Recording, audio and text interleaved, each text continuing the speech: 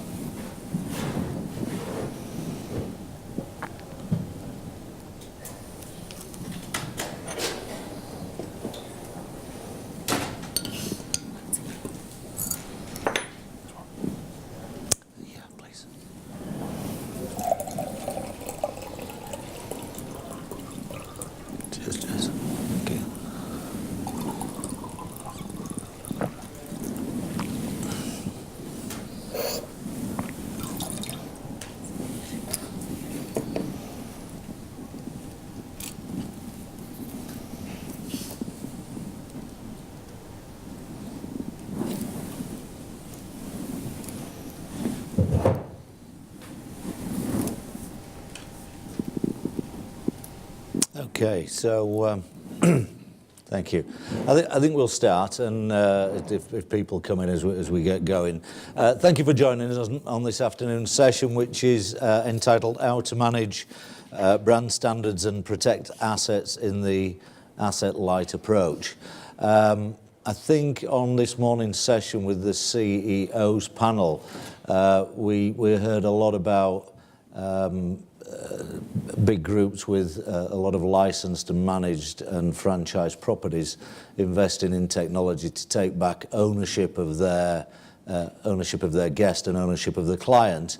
I'm joined today by a panel of experts in various fields of expertise relating to the subject this afternoon of what are the risks that are entailed in operating the asset-light approach and taking back the ownership of the client and the ownership of the guest, and what are the risks that go with it of operating brand values and brand expectations in the asset-light approach. So just to kick off, I would like to introduce my panel this afternoon, and if each person would like to just introduce themselves. So if we start with Pat over on the right-hand side there. Over to you, Pat. Lovely, thank you. So I'm Pat Southwell, and I'm Director of Strategy and a partner at Barclay Public Relations. So my job is to advise on media strategy, social media, communications campaigns for a range of different clients. We do have people in the hotel industry, so we've got Hyatt as a client, but also much wider than that, we work with people like BMW, Disney, Kaspersky, Iron Mountain. We've also done a lot of work with central government clients as well in the UK, so advising on communication strategy. So a whole wide range of different things, from tactical social media activity to crisis comms for big corporates to proactive B2B campaigns to really help people get their message across at the right time to the right person to hopefully make the right impact. That's me. Thank you, Pat. And Sandra? I'm Sandra Thiel. I'm a partner at Clifford Chance. We do legal advice, and we do have a hotel group which I'm heading, and we do advise operators, investors. So we see the topic from all sides, and also these type of agreements on single asset transactions, but also in portfolio transactions. Thank you, Sandra. And Brian? Good afternoon. My name is Brian Watson. I'm an architect by profession. I've been an architect for almost 40 years. Most of that time I've spent in the hospitality industry, building hotels for the Whitbread Hotel Group, looking after food service for Compass Group, were at the time the world's largest food service organisation. I worked for the Fairmont Hotel Company when I had the privilege of working on the Savoy, Millennium and Copthorne hotels. And currently I work for the Wyndham Hotel Group, which is one of the largest hotel groups in the world. I manage architecture, design and construction throughout Europe, Middle East, Africa and India, and manage brand standards on some 420 properties, 58,000 hotel rooms. I have a team which is currently opening was looking at a pipeline of some 10,000 rooms over the coming years. And we've, I think the most interesting thing we've done really is we've opened one hotel a week on average for the last 2 years. So we've been busy. A lot of work involved. Thank you, Brian. And finally, Jason. Jason Burnett, I'm the Technical Director for Check Safety First, which is a travel consultancy and safety website. My experience is health and safety, food hygiene, the environmental health aspects of safety. We work throughout the world, for 50 different countries, 1,500 different properties. And a lot of the work we're doing at the moment is with multinational, multi-site properties that need to apply brand standards consistently across all those different properties. So that's my focus. Thank you, Jason. And finally, my name is Steve Tate. I'm the chairman and founder of Crystal International Standards. Very much aligned with what Jason does. We consult and work with hotels around the world in ensuring brand standards and consistency of delivery at the point where the rubber meets the road, where the guest feels the experience. So thank you to my panel. Thank you for joining us. I think we've got a panel that can give some interesting insight from various facets of the guest experience and the delivery of the brand values. We've got an operator in Brian, we've got a legal opinion in Sandra, we've got a public relations feel with Pat, and a health and safety environmental background with Jason. So really I'd just like to start with a question to the whole panel really, which is the world has changed so much over the last 15 years in the way that hotels both operate and deliver and attract and book guests into their hotels, that there are new standards, the paradigm has changed. So firstly, if we go back kind of 15 years when everybody thought about star rating as being a guide to brand quality and brand standards, can star rating be trusted as a true guide to quality, whether it be in a property or in a brand? Brian, I mean, as an operator, where do you feel on that? Well, my view is born out of experience over those years, and really I think the star rating system is largely discredited. I think we all know that if we travel around the globe from west to east, we pick up a star every time we go to a different continent.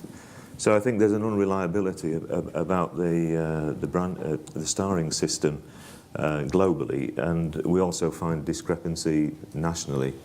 I think one of the interesting things that I dealt with in my career was the beginnings of the economy sector in the UK, where there was a deliberate move to turn away from starring and to actually refuse to play that game, on the understanding that really what was being offered was a product which was sitting outside the need for people to come along and tick boxes about, have you got 3 biscuits in the room, have you got 2 teaspoons. It's kind of irrelevant. The product was selling itself, and it's deliberately done. And I think it's been interesting to see how that has evolved.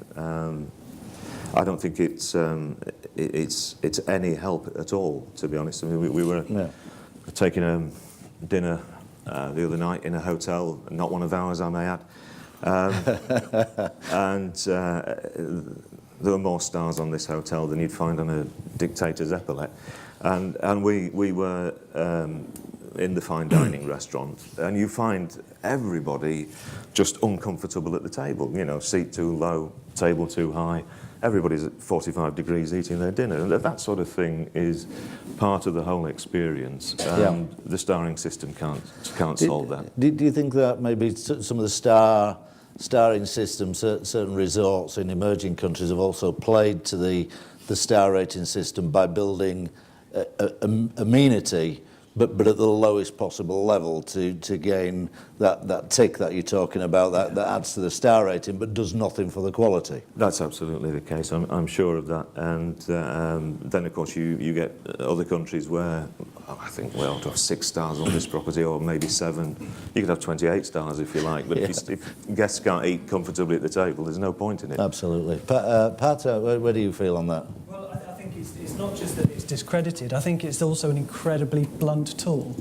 You've got, a huge amount of different hotels and brands out there, and can really all of them fall into one of 5 categories or one of 6 or 7 categories? It's such a blunt tool. If you think about the brand experience that you can have with any brand, whether it's consumer or B2B, it's a rich experience, and you experience it through face-to-face interaction, through service, through digital communications, through print, through TV. You can experience that brand and live it, and to try and wrap all of that into a number of stars is one, it's not telling you anything, really.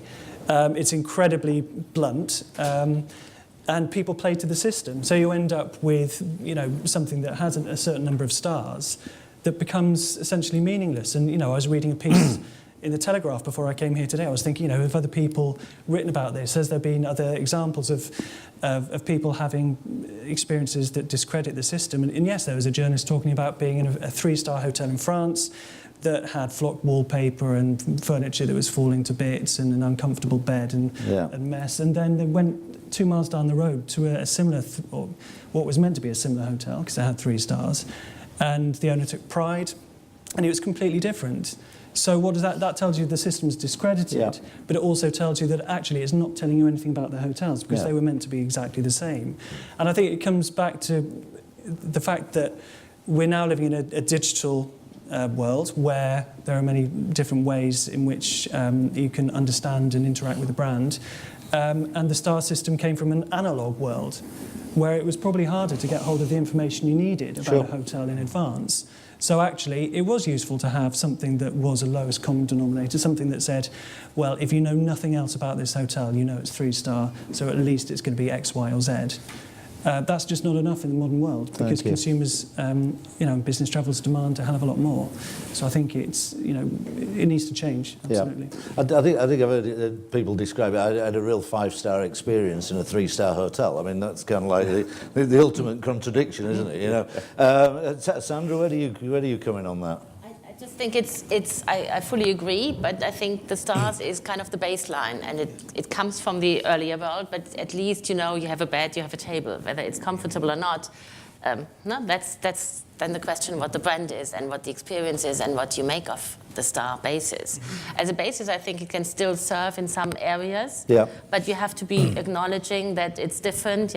2 stars here is different than 2 stars in China, and 10 stars elsewhere has, again, a different meaning. But if you look at this, it can add some information, but I fully agree, it's no longer the tool of today. I think that's right. I think maybe I'm wrong in this, but wasn't it until recently there wasn't such a concept of a 5-star hotel in France? There was a 4-star was the top rating in France. Yeah, so it wasn't even benchmarked along the same lines. Exactly. No, you couldn't possibly say that. So Jason, where would you stand on this from a health and safety, environmental point of view? Does a 5-star customer deserve a better standard of welfare than a 3-star customer? Well, I don't think they deserve a better standard, but what I can say is that we work in over 50 countries. We've got 50 different versions of a star rating system, at least. And each one is interpreted based on local culture. From a back-end perspective, when we see the back end of these hotels, we'll actually experience completely different standards from a 5-star to a 3-star, but it could be reversed. It could be that the 3-star is, fantastically set up and the infrastructure is very good, when the 5-star is the front of house is perfect, but the back of house is where the standards are neglected. They're very much focused on guest amenity rather than actually on guest safety. That's a good point. So what you're saying is really that it is at the point of delivery where you see the quality, but Yeah. but it's the visual side of things. Yeah. Yeah. They're playing the amenities game because Yeah. the star rating system is amenities rather than quality. Right. It's just one axis of a graph. Thank you very much. I think I just wanted to start with that, although it doesn't kind of like go along with the slide that we're talking about, but that is the base level. I think Sandra said it. It's the base level where you start. It's a star rating system. You've got to start somewhere, so start with a star rating system. But it leads on to my next question, really, would be that is brand now more important than star rating? Jason? I think as a differentiator, I think Patrick talked about it when we first started talking about the brand is where you differentiate from the actual star rating. So you might have the same amenities, but the actual quality and the actual commitment to quality can be different from one to the next. So that's where the brand is consistent. That's where the brand is important because it actually defines what the amenity should be for that type of guest. Very good, thank you. Yeah, okay. And Brian? Certainly for us, the brand is more important than star rating. We tend to group the brands that we offer. We offer 16 different brands around the world, but we bracket them as economy, mid-scale, upper scale, and I think there's some flexibility in that. There's no flexibility in some of our brands. Something like our Super 8 economy brand is a very rigid product, and it's very, very black and white, and we tend to employ the same quality standards at the top end of the range with our Wyndham hotels, but they are, by definition, they're all different. It can be a hotel based on a French chateau, or it can be a new build city centre hotel. But it's important that it has the correct range of facilities that the customer recognises within that brand, not this is the blunt instrument of what the star rating system suggests it should be. Yeah. Now, in amongst that, of course, there's a mid-range where there are 50 shades of grey, if I can use that phrase in polite company. But that is just the way things are. We're much more comfortable with our brands bracketed that way. Yeah. And I think our customers, our franchisees, they understand much better what we're offering, and there is, as Jason says, that guarantee of quality because you understand what you're buying. Yeah. You understand what you're buying from a given brand. Very good. Just on that point, Steve, yeah. One of the things with the website that we run, we promote hotels that have achieved standards based on quality and safety. One of the principal mechanisms by which people search for a hotel is by brand, not by star rating. They can do both, but they'll choose a brand because they know a brand. They'll go, well, I like a particular brand, and they'll look for that brand. And that's very common. For the I would kind of like to say the two non-industry panellists down the end there. If you were to stay with a brand like a Wyndham or a Marriott where they've got many sub-brands, would you kind of understand that if you were buying in at a brand level within a corporate brand, so you're buying in at an Ibis level with Accor, or you were buying in at a Mercure or Sofitel level, for instance, with Accor, would you expect the quality to be, how can I say, would you expect the quality to be different, or would you accept a lower quality, or do you just expect it to deliver what you expect that brand to deliver? I know that's not a very good question, I haven't put it right, but I think you get my meaning. I know what you mean, because a brand can be an entry-level brand, or it can be a top-level brand. It doesn't matter, as long as the brand makes a promise and then lives up to that brand, it doesn't matter. Now, if you're promised to be cheap, easy, and quick, as long as you then live up to that expectation and are cheap, easy, and quick, great, the brand's perfect. If you say that your brand is going to be, the most wonderful experience you've ever had, and it is, great, you've achieved the same thing. Yeah. But there was a low expectation that was delivered at a certain price, for it's a value, and a high expectation. As long as the expectation is delivered and the brand, whatever the brand is personified as, then is seen in reality, then that's absolutely fine. I don't think that I would necessarily say that the higher end brand is any better than the lower end brand, as long as it delivers on the promise. Yeah, I think that's the key thing. Thank you, Sandra. Yeah, That's right. Also, from my perspective, I think that's the differentiator between the stars and the brand, is that you have universal, and the quality of a brand is then how universal, equal service and promise delivery does the brand manage to bring to you. And it does not matter whether it's a high or a low brand, as long as you know that you can rely wherever you go in the world.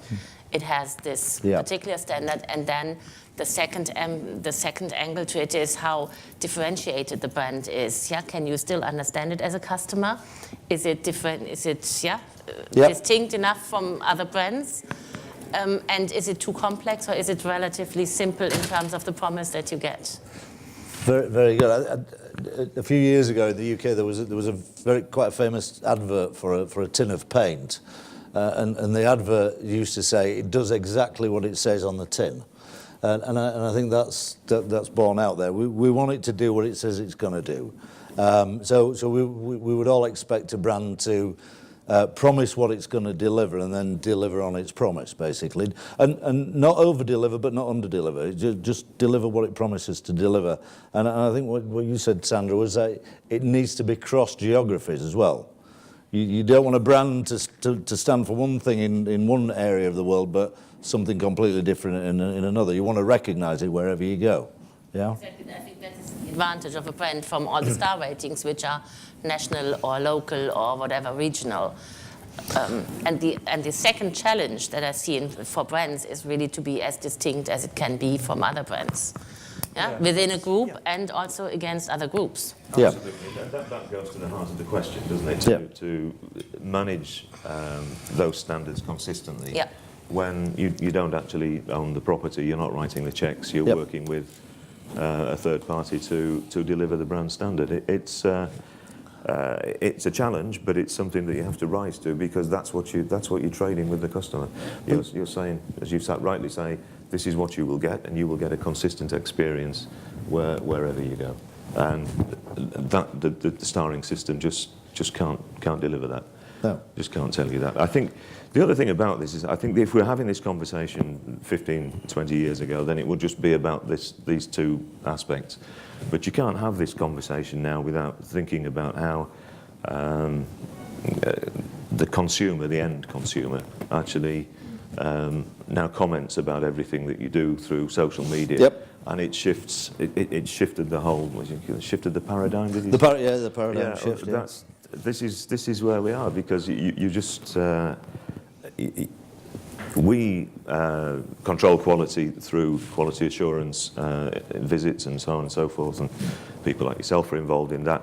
But nothing drives the quality harder than the harsh criticism that you will get from people on TripAdvisor or these sorts of sites, and that's where people start, isn't it? You look by brand, as Jason rightly says, for a particular location, and almost immediately you're going to go to TripAdvisor to find out what the quality of the place is like. Does it live up to the brand promise? Yeah. And we in Wyndham, we invited TripAdvisor onto our sites for various reasons. First of all, it keeps the customer on the site.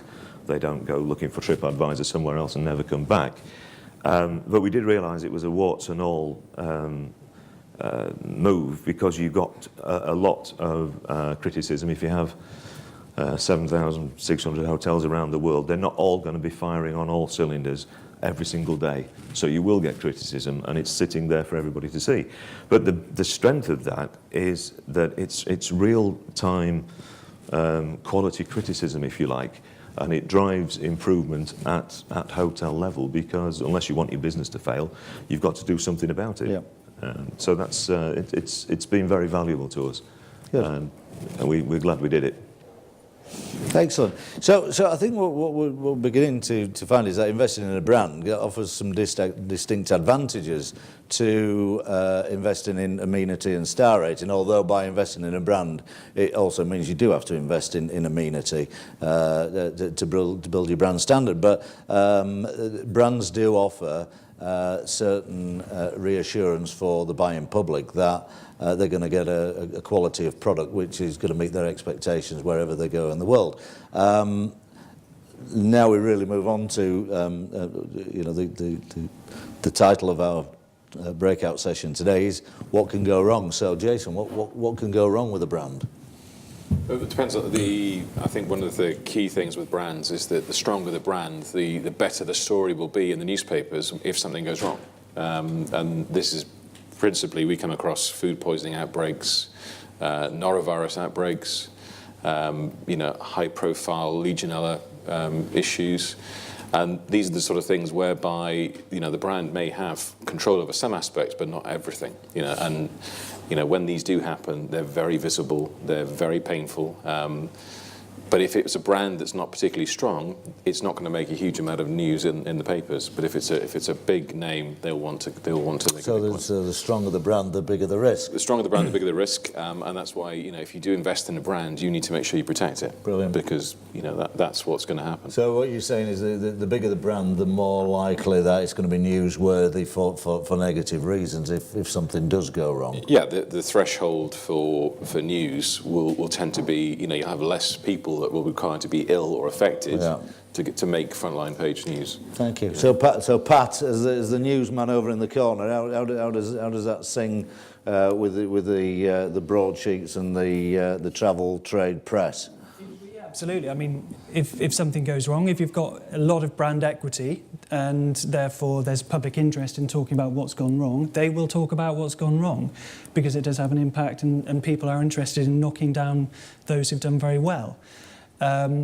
So a different example, Lego is a client that I used to work with, and you think that Lego would never face a crisis.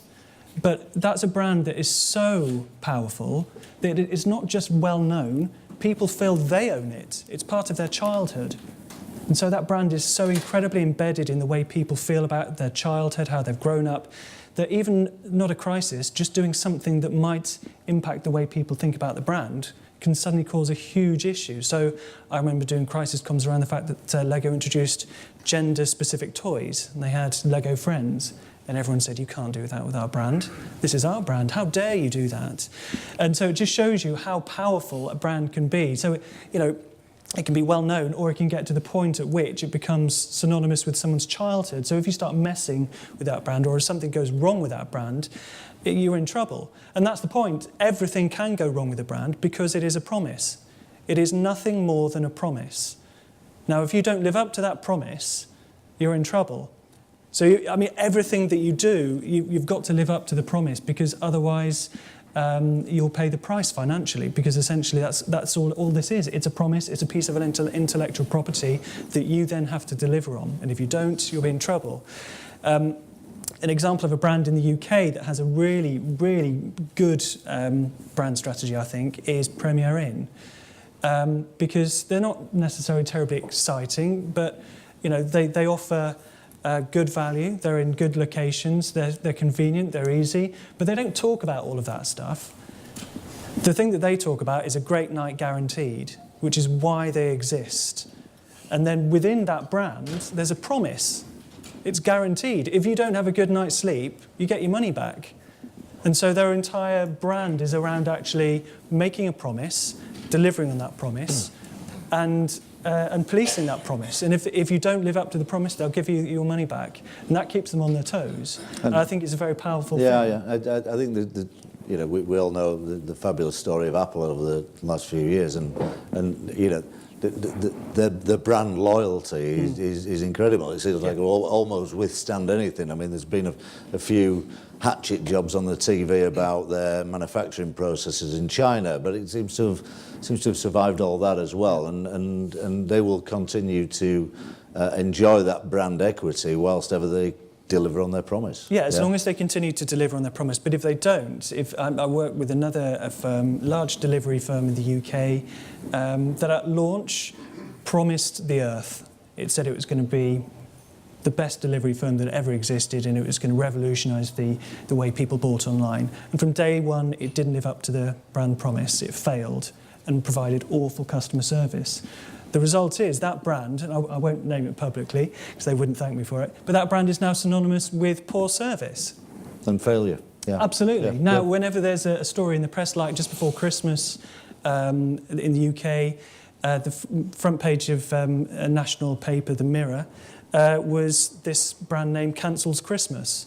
Yeah. Now, it wasn't that brand that cancelled Christmas. They still delivered, but the whole industry as a whole had struggled with capacity. But because of the negative brand equity that company had, it ended up on the front page. So sometimes you can end up as the kicking boy for an entire industry simply because you have a bad brand.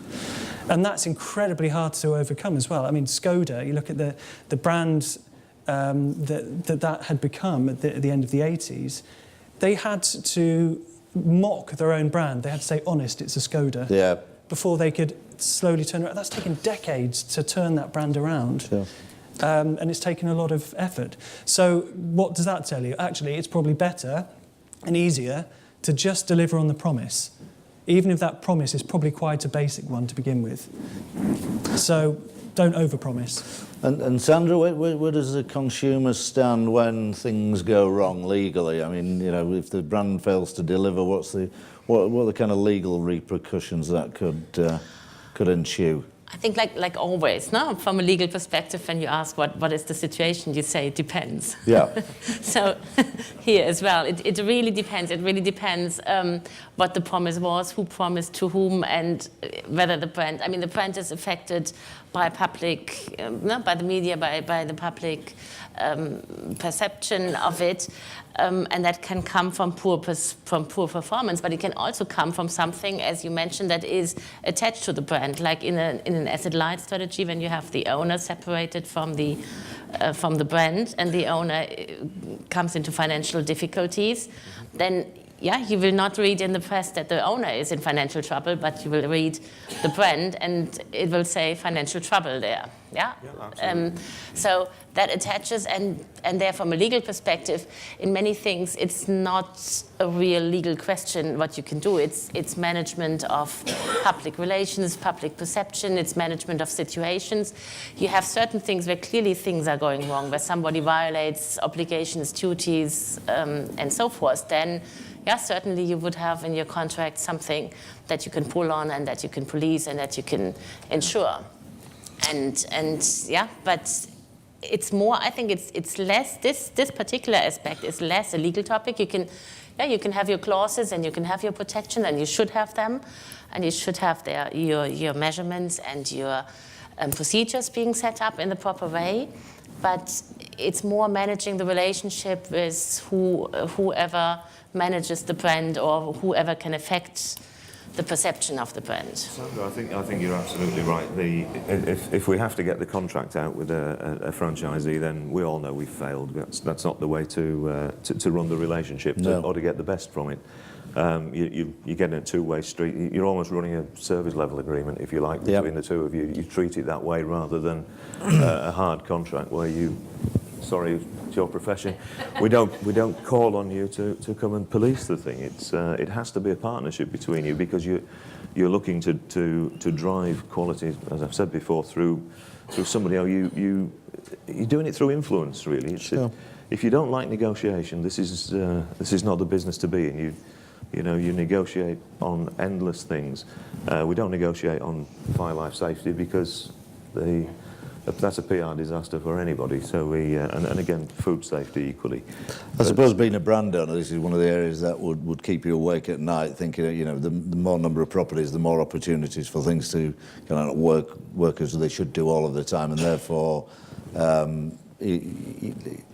not damage limitation, but damage mitigation, more than anything, would be trying to make sure that each site delivers what they're supposed to do all of the time. That's right. I mean, the slightly scary picture that Jason paints of a bad back of house when everything is all, smoke and mirrors in the front, is it's a familiar story, and part of the work we do in taking over a new hotel is driven towards fixing that kind of stuff. But the quality audit process has got to back it up. Now, the TripAdvisor approach, the social media approach, helps you front of house and it helps you with service, but it doesn't see behind the scenes. So it's very important that we keep on top of those sorts of issues. Well, you just led in nicely, you segued into my next question, really, which is, you mentioned TripAdvisor, and you know, I would lump in with TripAdvisor online tour operators, online booking agents, so you can now book a brand independent of the brand. You don't need to go through the brand booking site or reservation or even phone the hotel. You can book it on bookings.com, or you can even, you know, get a review on TripAdvisor and then lead that through into a booking, a click through, and make the booking. Well, you know, what role or responsibility do you think that online travel agents and review sites that also sell bookings, where do you think they have a responsibility in all of this with regard to the brand and the promise of delivery? They're selling it after all, and they're earning a commission. Sure. What's their position in all of this? Well, there are many aspects to that. I think clearly they deliver in bookings to you, but in terms of the other things that they deliver awareness. They put us in front of millions of consumers, and they help to raise the awareness of the brand. And if it is a site with critique on it, obviously it's talking about the quality and where the brand sits. So I think it's all part of the bigger picture of creating the image and sustaining what we hope is the brand essence that people recognise and come back and buy time and time again. Sure. Sandra, any thoughts on that? I think they also have basically, and I think they do it, in the beginning they didn't really do a good job on it, but they do now much better. They have to ensure that whatever your feedback is and whatever helps define the brand, or is the challenge in defining the brand and getting the brand right, that this feedback is kind of honest or is authentic, and not something that 10 people are just engaged to post certain comments on a brand and a hotel. So in this sense, I think they do have a real responsibility of making sure that what they promise and what they relay has a proper reason. I think that's an interesting thing, how quickly the consumer has got streetwise to being blagged on the site. They're quickly aware of whether the reviews are genuine, and clearly if you have lots and lots of reviews, you've got more chance that this is genuine. But I'm sure I'm not the only person who doesn't go straight to the negative reviews and just what was it that went wrong? You know, we'll start with that first. Yeah. And see. And that's, I mean, But Pat, the internet's full of weird people and people who make a job of trolling certain brands. I know from a number of brands that I work with, there are probably 5 people that will troll certain brands, and they will follow them. They'll set up websites, they'll set up Facebook groups, and they will be really proactive. But again, but surely it's all lies, damn lies, isn't it? there may be a nugget of truth in it, but probably only a nugget of truth. The point is that the reader understands that just as they need to editorialise against all the positive stuff or the spin, they need to editorialise against all the weird people out there as well. And I think you do come to a natural balance if you've kind of read widely enough and you know about what you're after. You know, essentially you will come to a point at which you make a judgment as on everything that you see, not just the negative, not just the positive. But in terms of who's responsible, or what responsibility the online bookers have, I think everyone has a responsibility if they're benefiting from it. That entire ecosystem, because it is a very messy ecosystem of different people, everyone has a part to play. And if they're benefiting from it, then absolutely they need to play by the rules and do the right thing. I think we heard on the CEO's panel this morning that the brands really invest in their brands. They carry the responsibility. They pay their taxes. They ensure they provide quality and life care, as they called it. They're legally compliant, and then you've got these Johnny-come-latelys, if you like, with Airbnb and the review sites and who seem to carry no responsibility, but have yet got mega valuations. I mean, is there a danger that the brands are losing a certain amount of control over their destiny? Brian, I mean, where do you feel on that? I think the interesting thing about Airbnb is it's here to stay, isn't it?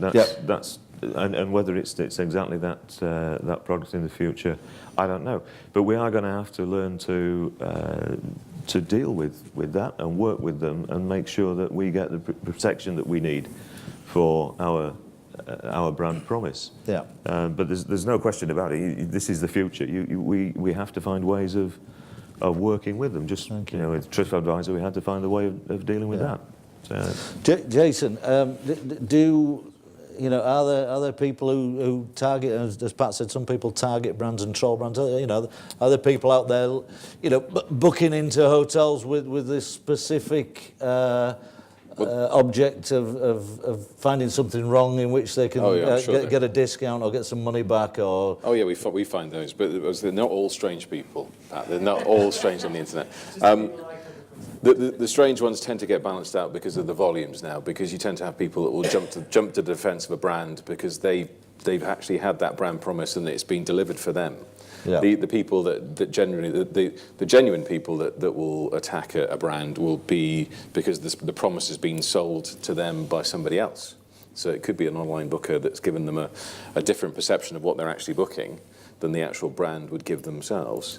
There are people out there who pay no attention to what the brand promise is and will just book it and be dissatisfied. But I think the days of people, the online activists, there are a considerable number out there, but there are checks and balances in place now that brands can apply. And I think the biggest thing that a lot of the brands have done, which is take ownership of their channel and their interaction with these things like TripAdvisor, so that people can actually see these things through their own brand window and they can keep control of what that interaction is, even if it's negative. Even if it is negative, they can actually see that and they can actually try and promote the brand standards rather than actually. Is that the kind of Ryanair approach to PR, that no news is bad? All PR is good PR. Pat?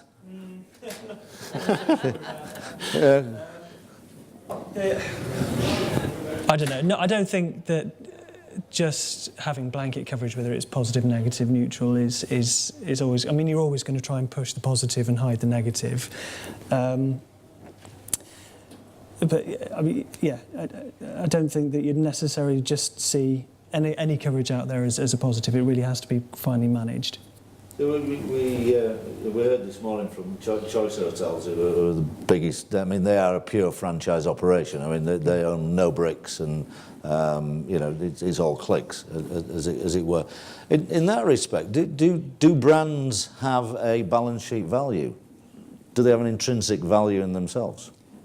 They do for us. They do. I think if you're the franchisor, then the brand has a value. I mean, we have 16 brands. We've only invented one of those. The others have been bought, and they sit on our balance sheet in terms of trademarks, goodwill, in excess of $1 billion. So they're valuable to us. I think it's quite a different question if you're a franchisee. Probably depends which side of the bed your accountant's got out of, whether he wants it on the balance sheet or not. But for us, it's definitely big. Yeah, I think I'd been talking to one franchisor a few years ago, and we'd been discussing kind of risk at the hotel level, and the franchisor had said, well, that's actually a financial risk, and therefore that's the franchisee's responsibility. And I kind of found that a little bit strange, because surely if it's got a balance sheet value, then something at site level, which might appear to be a pure financial risk for the operator, does or could have a negative impact on the balance sheet, and therefore has a financial impact for the franchisor as well. Yeah, maybe he's got a different accountant. I don't know, but we are very comfortable that that's our stock in trade, if you like. I think the franchisee's position clearly is very different, and how they go about it. Very good.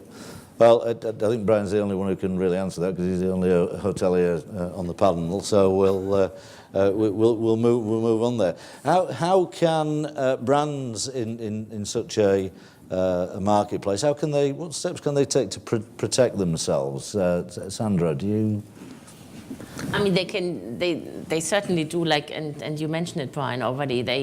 when you enter into any franchise arrangement or other arrangements where your brand is being managed by somebody else to a certain extent, you implement your rules, you communicate clearly, you have a proper contractual set of what can be done, what needs to be done, what is the requirement, what is the minimum, what is the maximum, and how you control, and if this doesn't help, how you would then finally police it. And I think this has to be there, and you have to be very rigid in following this through, whether you try it in a nice way first, without involving us or whatever.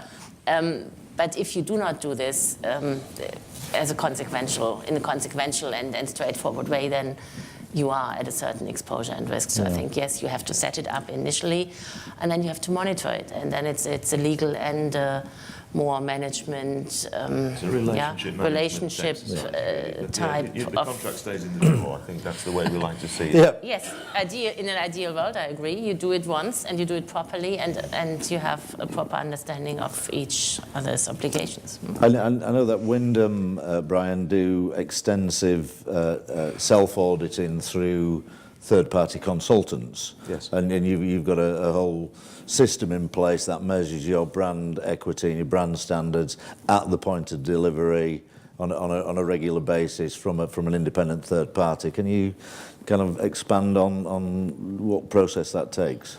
Well, it's part of the agreement that we have with the franchisee from day one. They know that they will be audited. It's against a series of questions which are set to them. So we inspect areas of service delivery and issues of quality and cleanliness around the hotel. So there's no rocket science in it. It's an inspection that takes place, and arising from that, there sometimes is work to do, and we follow up on that work through the visits that we make with our operational team. And if issues are highlighted, then presumably there's some kind of escalation process that... Absolutely. And protocols that do corrective actions. Yeah, because we employ a third party to conduct those surveys. Yeah. Our operational team, the people who are managing that relationship, are aware of these issues, and they go back and work with the franchisee to correct things. Because at the end of the day, the failure of the property is a failure for the owner. The owner's going to lose money. He doesn't want to be in business to lose money. Yeah. And we don't want him to damage the brand equity. Good. We don't need that. So, thanks, Brian.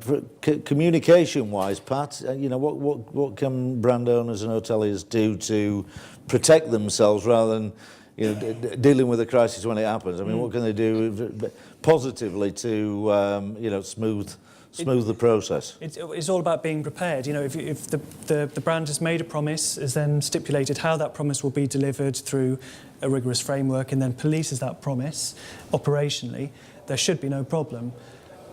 However, there will be problems, and it's about knowing what you do in a crisis and mitigating against the challenges. So whether it is about having a solid press office process so that if something happens, it gets escalated to the press office of the franchise, or immediately to be dealt with centrally, instead of potentially making it worse by doing the wrong thing on the ground at a hotel level.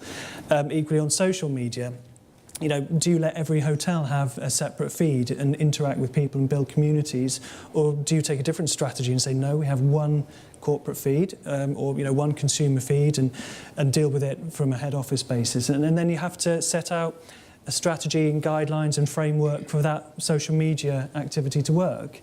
And just as you would have an operational set of guidelines and policies, you'd have a set of social media guidelines and policies. They might be as simple as 5 different points that someone looks at every time they log on to social media so that they don't do something silly. Or it could be that all negative comments are triaged back to a customer care centre centrally. But you have to have that policy in place and then police it. I think that's all you can do. But the key thing is deliver on your promise. Brilliant. And Jason, you're part of the police. Where does the fun police come into all this? Well, from the point of view, the franchise thing that Brian was talking about, where you have a situation where there's a contractual agreement that says you must comply with all the local laws and legislation and life safety requirements. And quite often that's the sort of thing that isn't included within the checking that's being done. Because they think, well, that's a local requirement, that's a local legal requirement. And then we will have situations where people are, not complying with local life safety, but that's not being identified. And that's what we have to do, is make sure that they do that and they understand that. And you have to do that with the brand, because the brand needs to be able to enforce it and say, well, the damage is going to be done to you, regardless of who the owner is and where it is. You're the brand, you control the brand, you don't want that damaged. It's an interesting issue, that, because it goes across different territories, really, different countries.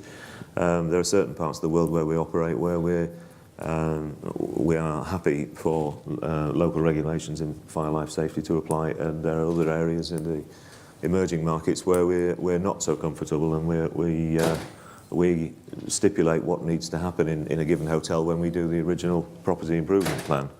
So the document that protects all of us is the original agreement of what needs to happen, and in certain markets it's just not acceptable to rely on local legislation. No, I think that's right, because in many areas of the world the local legislation just doesn't exist. Correct. Or it's flexible. Or it's flexible, or it can be bought in certain areas. Which, yes, right. So I think one of the things we can conclude from that is really that the brand has got to be standard through geography, but it's got to be above local legislation. It needs to be the same from a legal life safety point of view to a quality of the furnishings and delivery standard point of view. Consistent best practice. Yeah. The promise should be the same no matter which country that you're actually dealing with. The promise is that you're giving your brand standards, and whether that impacts life safety and the brand, there's a bare minimum. You can't go below that, no matter what you set your brand standard at. But some of these quality issues go hand in hand with higher levels of life safety. Yeah. Great.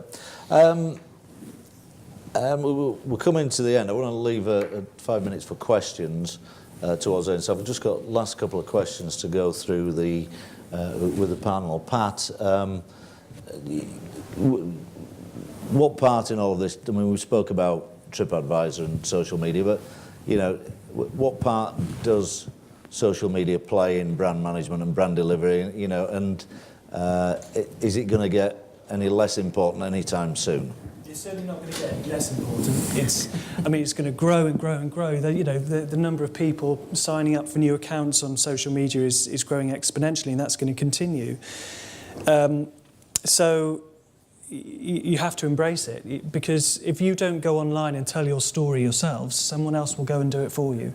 If you leave a vacuum, you're leaving a vacuum for someone else to pick up your brand narrative and tell that story for you. So people who stick their head in the sand and say it's just social media chitter-chatter, it's not. It's incredibly powerful. So I think the first thing that everyone needs to do is realise that social media is here to stay, go out and deal with it, and that traditional media is on the way out. And so once you've understood that you have to do it, it's not a choice, you have to do it, you then have to work out what you want to do with it. And there are two different things. There are proactive activities that you do to promote the brand through those channels, and you need to build social communities and manage those communities, add value to those communities, so that if people are asking questions of a brand on a social platform, you don't just not respond. You need an SLA so that a customer service rep can respond on that platform at the right time. Because otherwise, it's like just sitting watching a phone ring and saying, we don't deal with phones, we prefer pen and paper here. It doesn't work like that. You go where your customers are, and they're increasingly on social channels. And once you can harness that and use it to your advantage, you'll see huge benefits from it. I think the other side is, as well as that proactive approach, you need to take a reactive approach and realise that the vast majority of negative comments will probably come through social media, and they'll come through thick and fast. And so you need to deal with it. And so you need just an operational policy. What do you do? Do you leave them to sit there and just fester? Do you let someone complain 10 times in a row and then start a Facebook group to demand that you shut down a hotel. No, you have to deal with it there and then. So the minute someone complains online, you have to engage. You have to then work out, okay, how are you going to solve this? Can you triage it off? Can you get it offline? Can you solve that person's problem without throwing money at them? Because another thing you'll find is that people will try and blackmail you into doing all sorts of things. Yep. Now, if you set a precedent by saying, yes, we'll shut you up and give you a few £100, that's going to happen again and again and again and again. You can't do it. You can't buy people off. So you have to have a policy in place to deal with it and deal with it efficiently and effectively. So is part of a brand strategy, a brand protection strategy, having a good social media strategy? Absolutely, and it's part of it. That also needs to integrate with customer service as well. So, for example, we ran the RAC, the motoring organisation in the UK. We ran their Twitter feed and set up all of their social media, because they started off doing it on an ad hoc basis, and we went in and said, look, you need to formalise this, and there are certain things you need to do. And part of that was making sure that people could start to see how social media was linked to customer service. So there's 3 customer service people put in place 24 hours a day to respond to people, because they might call the RAC and say, I've broken down, but more often than not these days, someone's going to tweet them. Now, if you've made a promise that you'll get there in a certain amount of time, and you have tweeted someone's official Twitter stream, and then no one comes because we don't do Twitter, you've massively failed on the promise. And it's the same in any industry.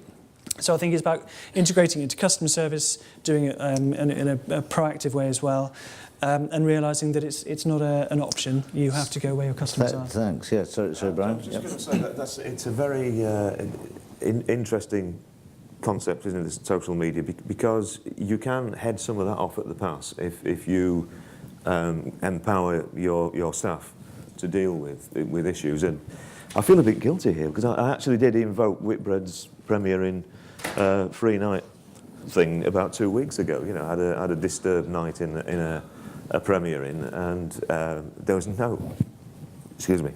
no quibble whatsoever. The money came straight back. Very good. You know, it's party night in Glasgow. You can't sleep. Yeah. Sorry about that.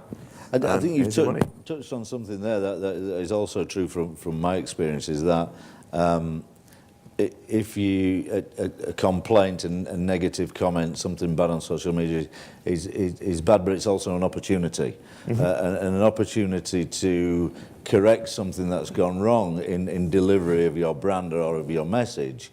I think there are some statistics that a dissatisfied customer who's been resatisfied is twice as loyal as they were before they became dissatisfied.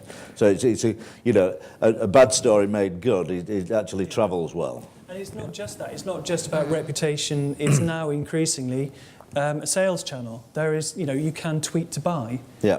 Now, if you're using social media to actually as a sales channel, not just a conversational customer service channel or a community management process, again, that's great. Thank you. You can embrace that. Brilliant. Right, well, we are coming to the end now, and I think what we've found over the last hour is that a brand is no longer about just investing in amenity. It's not about replacing old TVs for flat screen TVs in rooms. Delivering a brand is about delivering a concept consistently well over a broad range of properties through a broad range of geographies across different cultures, and get it right, which is what you're expected to do, and it can pay big dividends. Get it wrong, and there are damages that are waiting for people who don't take care of the brand. So thank you to my panel. I'd take any questions from anybody now for the last 2 or 3 minutes. Does anybody want to ask anything? No? Right.